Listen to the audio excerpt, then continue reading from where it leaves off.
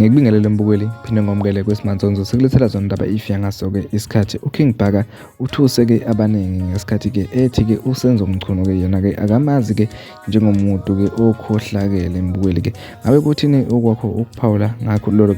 daba ke lokuthi ke uKing Bhaka akwazi ke ukuthi ke amele ke iqiniso noma ke akwazi ke ukuthi ke akhulume le yena lapha ke uSenzo Mchunu sokhumbula ukuthi ke uSenzo Mchunu ke usolo ke emacaleni ke amaningi njengoba ke indaba ke zitrend lapha ke einkundleni zokuxhumana mbukeli ke esola uyena ke lapha ke umkhwanazi mbukeli ke lezi ndaba ke izona ke ngempela ke ethe zahamba phambili ke ngaso lesi sikhathi mbukeli ke ake ngushiye nayo ke ivideo yakhe ke lapha ke uKing Bhaka mbukeli ke bese ke uya lapha ke izo comment section sizo uvo lakho ukuthi ke ngabe ke wena uthini. Siyabonga. Njengoba umkhwanazi ebhekene noSenzo Mchunu ake ngikhuluma iqiniso nje mina before angikhuluma indaba yamanje before mina myself ngongile KZN ngiyamazi uSenzo Mchunu uPremier ngiyamazi uSenzo Mchunu lapha ka education ngiyamazi nje uSenzo Mchunu MEC waka education ngiyamazi uPremier ngiyamazi entwana ethi uSenzo Mchunu ne fraud yena as a person uSenzo Mchunu akayena umuntu we-fraud. Honestly uSenzo Mchunu as a person bazongifakazela abasebenza naye uSenzo Mchunu as a person akayena umuntu we-fraud kodwa ngoba yinda ngoba uSenzo Mchunu njengoba elapha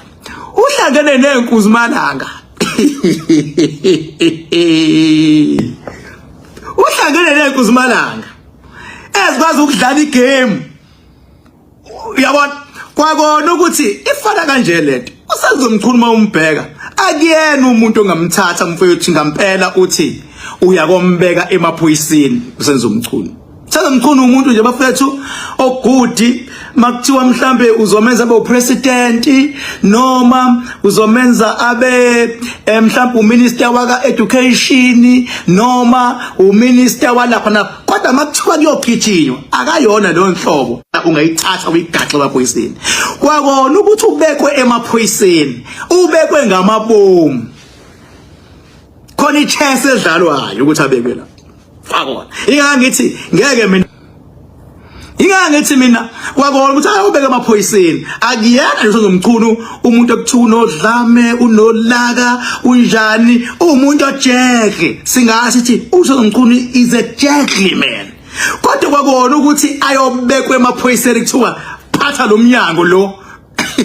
khona ichess vele ukubeka kwakhe edlalwayo and leya ndoda leya uma ikhonzile akuyona le yixoki sasihamba nalo leya ndoda